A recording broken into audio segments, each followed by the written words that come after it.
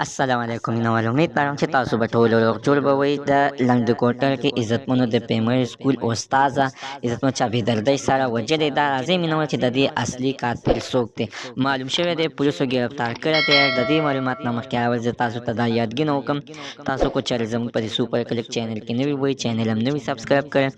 مهرباني وکړئ تاسو زموږ د سوپر کلیک چینل د سره سبسکرایب کړئ، خوا کې سره د ټلۍ نشان ووهئ چې هره یوه نوې معلوماتي ویډیو تاسو ته په اسانۍ باندې در ورسیږي.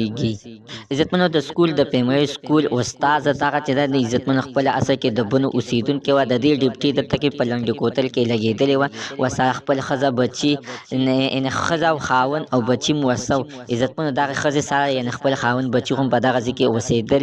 نو اخر عزتمنو یوه ورځ دغه ته ناچاپه دغه وشوله، اوازه وشوله چې یاره د سکول پرنسپله د سکول دغه استاده چا بېدردۍ سره وژلې ده په چړو باندې، چې اخر عزتمن په دغه ټایم کې د دې خاوند خو هم تښتېدلی او پته یې نه لګېدله چې کله پولیس تفتیش ونیولو او د دې خاوند ګرفتار کړو.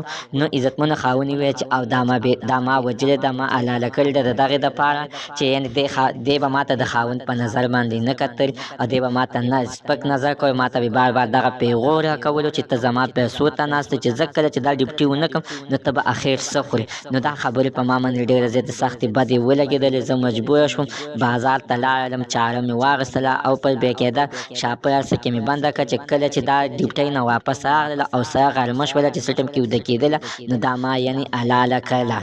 عزتمنو الله تعالی دې نو مسلمان د داسې حادثې نه وساتي، دغه خاوند دې پانسي کړی شي، دا دې معاف نه کړی شي، ځکه عزتمنو چې دا دې معاف کېدلو نه دی. د خپلې ښځې سره غټ ظلم او زیاتی کړی دی، د دغې زیاتي انصاف دې وشي. زموږ ورسې عزتمنو ته نن زه معلومات د دې ځای پورې د نوي معلومات دپاره د سره زموږ د سوپر کلیک چینل د سره سبسکرایب کړئ، خوا کې سره د ټلۍ نشان ووهئ چې هره یوه نوې معلوماتي ویډیو تاسو ته په اسانۍ باندې در